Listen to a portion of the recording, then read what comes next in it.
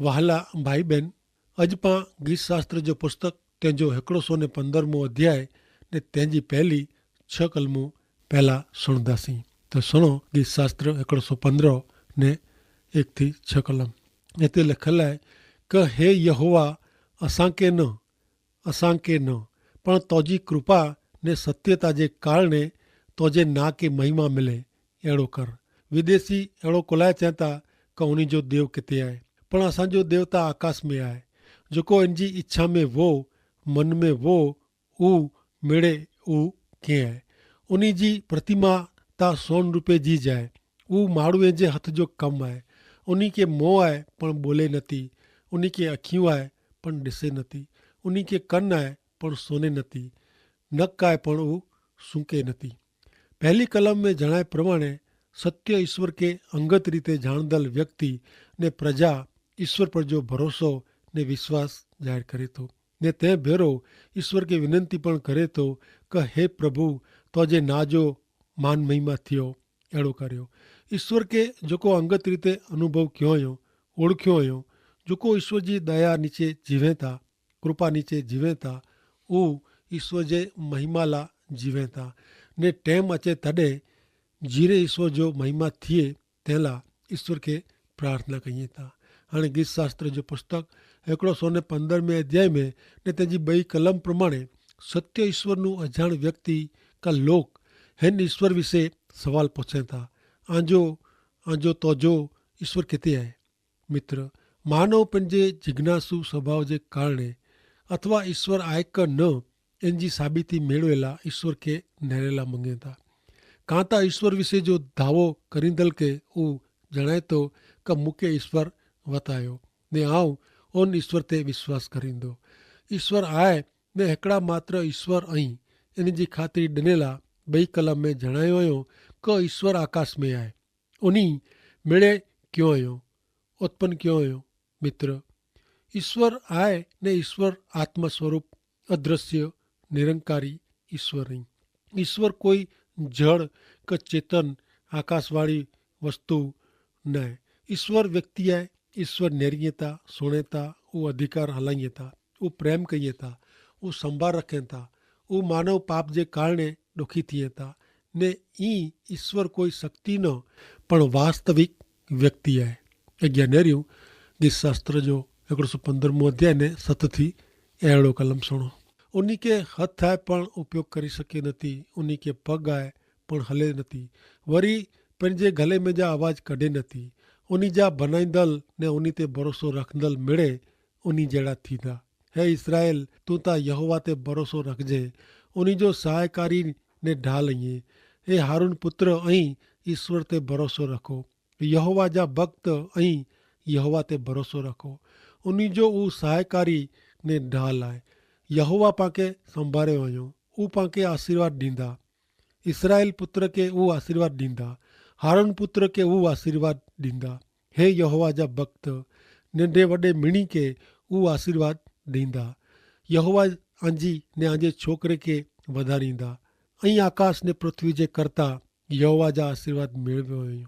आकाश ऊ यहोवा जा आकाश ऐं पण पृथ्वी ऊ माण्हूअ खे ॾिने आहे।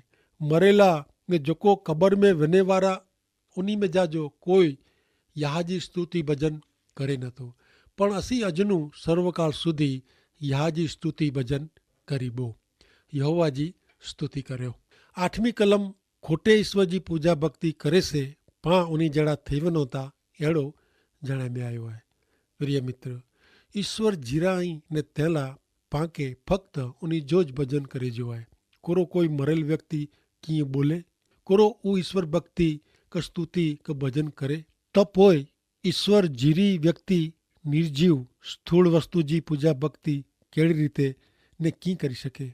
ईश्वर जेको आंखे सर्जियो हुयो, जिन ईश्वर सॼे ब्रह्मांड खे सर्जियो हुयो, उन ईश्वर खे ऐं व्यक्तिगत रीते जाणो, अनुभव करियो ने इन जो भजन करियो। गीत शास्त्र 116 अध्याय ने तंहिंजी पहली 5 कलम में चवनि था कि ईश्वर मुंहिंजा काला वाला सोयो हुयो, तंहिं लाइ आउं उन ते प्रेम रखां थो। ऊ मूं साम्हूं पंहिंजो कन धरे आहे, तंहिं लाइ ज़िंदगी सुधी आउं उन जी प्रार्थना करींदो। मरण जी जार में आउं सोड़ाई वियो हो। जाने आऊं सियोल में पुगो अयां अहिड़ो लॻंदो हो। मूंखे संकट ने ॾुख अची पिया हुआ। तॾहिं आऊं यहोवा जे नां जी विनंती कई कि हे यहोवा, दया करी मुंहिंजे आत्मा खे बचा। यहोवा कृपाणु ने न्यायी आई। पंहिंजो देव खरेखर प्रेमी आहे। कलम पहली में गीतकर्ता ईश्वर खे जणाइए था कि ईश्वर मुंहिंजी विनंती सोयो आहियो, तंहिं आऊं इन ते प्रेम रखां थो। मित्र, कोरो ऐं कॾहिं जीरे सचे ईश्वर जो अहिड़ो अनुभव कयो हुयो? बाइबल में जणाए प्रमाणे ईश्वर जी प्रार्थना सुणे था ने जॾहिं ऐं इन जो अंगत अनुभव करियो था तॾहिं ऐं अहिड़ो कोची पहुता कि आऊं ईश्वर खे प्रेम कयां थो। हे प्रभु, आऊं आके प्रेम कयां थो। मित्र, ईश्वर त आके प्रेम कईं ज था ने तंहिं ईश्वर पुत्र प्रभु यीशु ख्रिस्त पंहिंजे पाप खे परियां करे ला हिन पृथ्वी ते आया। पां उन्ही में ने उन्ही मार्फते ईश्वर के मेळवूं था ने शाश्वत जीवन એટલે કે ઉદ્ધાર जो जीवन મેળવી શકો था। जॾहिं અહીં ईश्वर के प्रेम કર્યો था तॾहिं જ અહીં उन्ही जो सच्चे अर्थ में भजन करी सको था। उन्ही जी आज्ञा के आधीन थियो था। संकट समय में અહીં उन्ही के आजी मुश्किली जणाई सको था। ईश्वर जी महान कृपा जो अनुभव कईंदे जणाए तो कि ईश्वर मुंहिंजी प्रार्थना सोया है, तंहिं आऊं उन्ही के ज विनंती करींदो। मित्र, हेकियार ऐं प्रभु यीशु ख्रिस्त के आला आजी आत्मिक, मानसिक, शारीरिक કે કોઈ ગમે એડી જરૂરિયાત લા પ્રાર્થના કરીને નેર્યો। મુજે અનુભવ પ્રમાણે આવું ફક્ત ઈસુ પ્રભુ કે જ પ્રાર્થના કયા તો, કારણ वो मुझी प्रार्थना सुने था। भले अॻियां नेरियूं गीत शास्त्र जो 116 अध्याय ने 6 થી 12 कलम में कुरचनि था। यहोवा बोरे जो रक्षण कईं था, आऊं छेक लाचार बनी वियो हो ने वो मूंखे बचाए। हे मुंहिंजा आत्मा, तोजे विश्राम स्थान में पाछो अच। की क यहोवा तो भेरो उडारता से वर्तियो है। वो मुझे जीव के मरण से, मुझी अखियों के आंसू से ने मुझे पग के लथड़िया खेदे बचाए है। आऊं जीवलोक में ईश्वर सामे हलदो, मूंखे विश्वास है तैला आऊं अहिड़ो बोलियो। आऊं घणे ॾुखी थी वियो हो, मुझे द्रामे आऊं कुछी पियो, मेड़े माण्हू खोटा आहीं। आऊं ईश्वर जा मूंते थियल मेड़े उपकार जो इनके कहिड़ो बदिलो ॾियां। हिन वचन में गीत करता फेरी थी ईश्वर जी महानता माटे ईश्वर जी स्तुति करे तो। ईश्वर रक्षण कईंदल आई, ईश्वर लाचार निराधार के बचाईंदल आई। हकीकत में ईश्वर ते आधार रखंदल निराधार न आहे। माण्हू जात पाके कॾहिं आधार ॾेई सके न, ने मानवी जो आधार पल भर जो आहे, जरावार पूरतो आहे, पण ईश्वर पंहिंजा सच्चा आधार आहिनि। उहे आंके कॾहिं पण निराश करींदा न।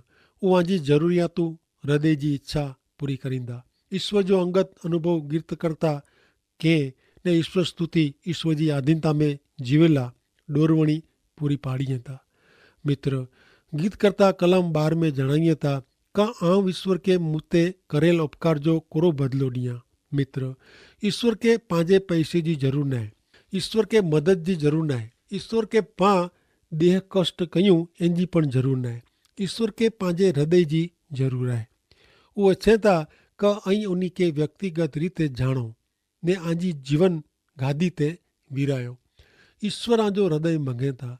ईश्वर भक्त संत पौल रोमन लोक के लखल पत्र से अज पाके जणाइए था क मुंहिंजा भाउ, ईश्वर पाते घणे कृपा कयो हुयो, तंहिंला उहो ध्यान में रखीने मुंहिंजी के विनंती आहे क ऐं आंजी जात जो जीरो ईश्वर जी सेवा ला अलग ने उन्ही के पसंद पे अहिड़ो अर्पण करियो।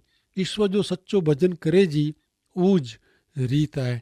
मित्र, ई ईश्वर के जीरो पवित्र ने पसंद पे अहिड़े पंहिंजे जीवन जे अर्पण जी भेट धरे जी आहे। ने जॾहिं पंहिंजो व्यक्तित्व, पंहिंजो शरीर, जीवन ईश्वर ला वेहे थो तॾहिं पंहिंजो मिड़े ईश्वर ला ख़र्चाजे थो। जीवन में अहिड़ो कीअं वेहे नथो जंहिं ते ईश्वर जी मालिकी न वे।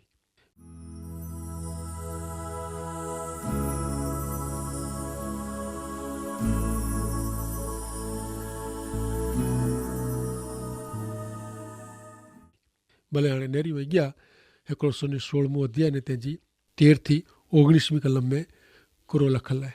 आऊं तारण जो प्यालो खणी ने यहोवा के विनंती करींदो, यहोवा वटे आऊं जेको मानता रखी आहे उहो आऊं उन जे मिड़े लोक वटे पूरी करींदो।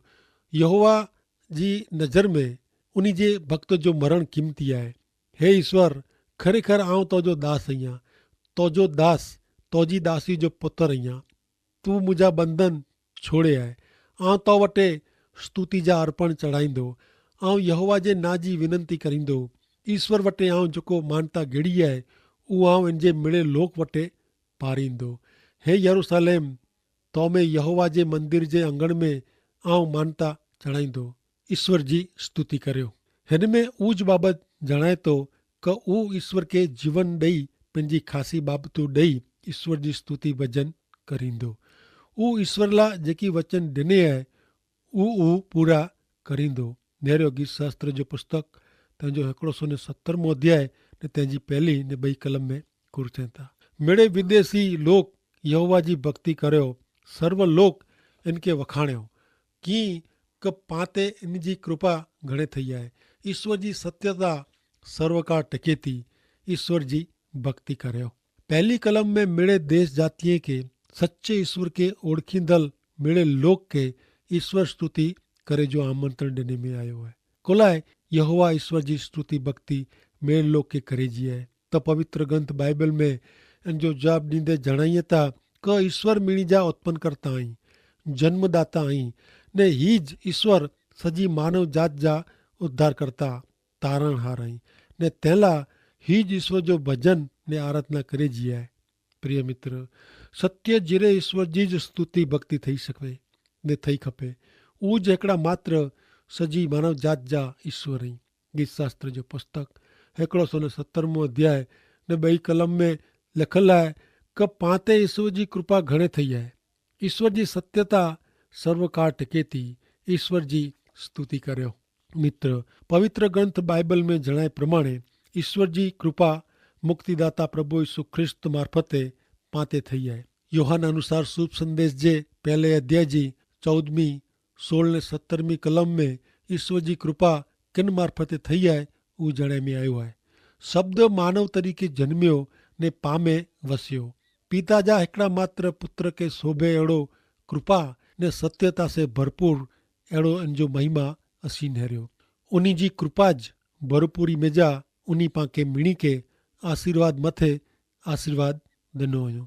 ईश्वर मूसा मार्फते नियम शास्त्र ॾिनो, पण कृपा ने सत्यता तो यीशु ख्रिस्त मार्फते ॾिने में आवई। हिन कलम में ईश्वर जी कृपा किन मार्फते आवई उहो जणाए में आयो आहे। शब्द मानव तरीके जन्मियो। ई सजी मानव जात के ईश्वर जी कृपा ने दयाता ॾिने में आवई आहे। हाणे उहो दयालु कृपालु प्रभु यीशु ख्रिस्त मथे व्यक्तिगत विश्वास रखीने ईश्वर जी दया ने कृपा के हाणे पंहिंजी करे जी आहे। हाणे पाण सुणंदासीं गीत शास्त्र जो 118 अध्याय ने तंहिंजी पहली 3 कलम। ईश्वर जो आभार मनो कीअं का उहो उत्तम आहे। इन जी कृपा सर्वकाल टिके थी। इसराइल तूं अहिड़ो ज चौजे, इन जी कृपा सर्वकाल टिके थी। हारून पुत्र ऐं चौजा का इन जी कृपा सर्वकाल टिके थी। हिते पण सत्य ईश्वर जी स्तुति भक्ति करे जे बारे में जणाए में आवल आहे। मित्र, कुला ईश्वर जो भजन करणो खपे। कुरो एतिरे ला क ईश्वर पाते प्रसन्न रहे। कुरो एतिरे ला क पंहिंजे हृदय जी इच्छा पूरी थिए, पाके अभ्यास में कमकाज में सफलता मिले। प्रिय मित्र, बाइबल में ईश्वर जो भजन कोई भौतिक लाभ माटे ज करे जो जणायो न हो। मात्र सत्य ईश्वर के सच्ची रीते ने अंगत रीते ओळखंदल व्यक्ति ज ढोंग वगर जो भजन भक्ति करी सके तो। पहली कलम में ईश्वर उत्तम आहे, तंहिंला उन जी कृपा सर्वकाल टिके थी। तंहिंला ईश्वर जो आभार मनेला स्तुति भक्ति करे जो चियो हुयो। मात्र ईश्वर ज उत्तम आहे। ही उत्तम ईश्वर पाला मिड़े ज उत्तम कियो हुयो। उन्ही पंहिंजी पापी अवस्था में मुलाक़ात गिणो, पाप के परिया करेला पंहिंजो जीव ॾेई ॾिनो ने रोजे रोज ऊ पां ते कृपालु हुई। ऊ पां भेरा पंहिंजे पाप प्रमाणे वर्तिया नहीं। ईश्वर पुत्र प्रभु यीशु ख्रिस्त में विश्वास रखी ऐं ईश्वर के उत्तम ईश्वर तरीके अनुभवी सघो था। हाणे अहिड़ी अॻियां गीत शास्त्र जे 118 अध्याय जी 4 थी 9 कलम। यहोवा जा भक्त ऐं पण चौजा क ईश्वर जी कृपा सर्वकाल टिकी थी। संकट में आऊं ईश्वर के विनंती कई, एतिरे ईश्वर मूंखे जवाब ॾेई वॾी जॻह ते विरायूं। ईश्वर मुंहिंजो पक्ष जो आहे, ऐं द्रिजे वारो नहीं आहे। माण्हू मूंखे कुरो करी सघंदो, ईश्वर मुंहिंजे पक्ष जो आहे, उहो मुंहिंजो मदद करता आहे। तंहिं लाइ आऊं मुंहिंजी ईर्षा करींदल ते मुंहिंजी इच्छा पूरी थियली नेरींदो। माण्हू जो भरोसो करे करता यहोवा ते आधार रखणो ख़ासो आहे। राजा ते भरोसो रखे करता ईश्वर ते आधार रखणो ख़ासो आहे। कलम 5-7 में ईश्वर जी मदद ने संगत ने ईश्वर जी हाज़री विશે જણાયો हुयो। ईश्वर संकट में जा उगारींदल ने सलामत पोखती जगह में विराईंदल ऐं ने जॾहिं ईश्वर पां भेरा वेहता तॾहिं कंहिंजो द्राह लॻे नथो। मित्र, ईश्वर वग़ैरह जो जीवन द्रजणो द्राह वारो बनी वञे थो। इनके हमेशा लगातार चिंता सताया करे थी। इनके ॻाल्हि ॻाल्हि में द्राह लॻे थो। इनके मरे जो पण द्राह लॻे थो। मुंहिंजो कुरो थींदो, मुंहिंजे छोकिरे जो कुरो थींदो। इनके लगातार ख़राब ने द्रजणा वीचार अचनि था ने द्रजाइनि था। पण हेॾे था गीत करता ईश्वर जो साथ सरकार अनुभवी रहियो आहे। तंहिं लाइ चए थो का आऊं द्रजे वारो नहीं आहियां, माण्हू मूंखे कुरो करे वारो आहे। मित्र, प्रभु यीशु ख्रिस्त ते विश्वास કરીને आंजी मिड़े चिंता द्राह भार बोझो मुश्किली बीमारी उन्हीं ते रखो। भले हाणे कार्यक्रम में अॻियां वधंदे नेरियूं 118 अध्याय इन तंहिंजी 10 थी 20 कलम में कुरो चवनि था। मिड़े विदेशी मूंखे घेरी रखियो हो, पण यहोवा जे नामे आऊं उन्ही खे कपी विधा। उन्ही मूंखे घेरी रखियो हो, हा सचई घेरी गड़ो हो, पण ईश्वर जे नामे आऊं मिणी खे कपी विधा। उन्ही मधमाखी वारे जी मूंखे घेरी वेड़ो हो, पण ऊ दुखदल कंडे वारे जी उजी वियाई। यहोवा जे नाम में आऊं उन्ही खे कपी विधा। मूंखे फुगायला तूं मूंखे घणे धक्का मारे, पण ईश्वर मूंखे मदद कयो। ईश्वर मुंहिंजो बर ने मुंहिंजो गीत आहे, ऊ मुंहिंजो तारण थियो आहे। न्यायीअ जे तांबू में खुशी ने तारण जा आवाज़ सुणाजनि था। ईश्वर जो जमणो हथ पराक्रम करे थो। ईश्वर जो जमणो हथ ऊचो थियलु आहे। यहोवा जो जमणो हथ पराक्रम करे थो। ऐं मरी वेंदो न, ऐं जीरो रहंदो ने यहा जे कम के ईश्वर जे कम के ज़ाहिर करींदो। यहोवा मूंखे घणे भारे शिक्षा कयो, पण उहो मूंखे मरण के सौंपी ॾिनो न। मूला न्याय जा कमाड़ खुलियो हुयो, उन्ही में जा आऊं वेंदो ने ईश्वर जो आभार मञंदो। ईश्वर जो कमाड़ दरवाजो ही आहे, इन में जा थई ने न्याय लोक अंदर वेंदा।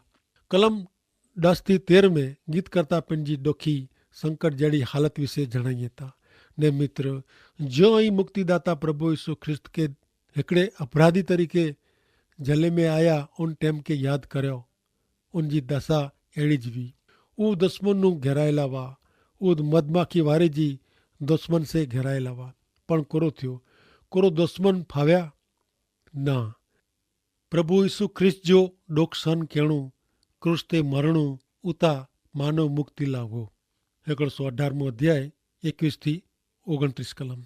आऊं तो जो आभार मञंदो एतिरे लाइ क तूं मूंखे जवाबु ॾिने आहे ने तूं मुंहिंजो तारण थियो हुई। घर ॿंधींदल पाइण जेको बाक़ात कयो हो, उज खूण जो मूड़ पायो थियो। ही कमु ईश्वर से थियो आहे। पंहिंजी नज़र में उहो नवाई जहिड़ो आहे। ही ॾींहुं ईश्वर पांखे ॾिनो हुयो, इन में पां मज़ा करियूं। हे ईश्वर, हाणे तूं दया करी तारण ॾे। हे यहोवा, हाणे तूं दया करी क्षेम कुशल सलामत रखिजे। यहोवा जे नामे जेको अचनि था उहो धन्य हुई। ईश्वर जे मंदिर में जा असीं आके आशीर्वाद ॾिनो आहे। यहोवा उज देव आहे, उहो पांखे प्रकाश ॾिने आहे। विधि से सिंग भेरो रस्सी से बलिदान के ॿधियो। तूं मुंहिंजो देव आहीं, आउं तुंहिंजो आभार मञंदो। तूं मुंहिंजो देव आहीं, आउं तोखे वॾो मञंदो। ईश्वर जो आभार मञियो कीअं क हू उत्तम आहे, उन्ही जी कृपा सर्वकाल टिके थी। मित्र, 21वीं कलम में जणाए प्रमाणे ईश्वर पंहिंजा तारण हाराई। ईश्वर पंहिंजो तारण उद्धार कईं था। 22वीं कलम प्रभु यीशु ख्रिस्त मार्फते ने प्रभु यीशु ख्रिस्त ला उपयोग में गिने में आवई है। प्रभु यीशु ख्रिस्त गर्जा इमारत जे खूण जो मूर पाइण है। मित्रों, ईश्वर आजे जीवन के सच्चे अर्थ में आशीर्वादित करेला, सलामत रखेला, उन्हीं जी आधीनता में रखेला, उन्हीं जी इच्छा पूरी करेला ने અહીં ફક્ત ઉની જોજ ભજન કર્યો એડો ઈચ્છે તા અને તે માટે ઈશ્વર પિતા આકે આશીર્વાદ દ્યો. આમીન.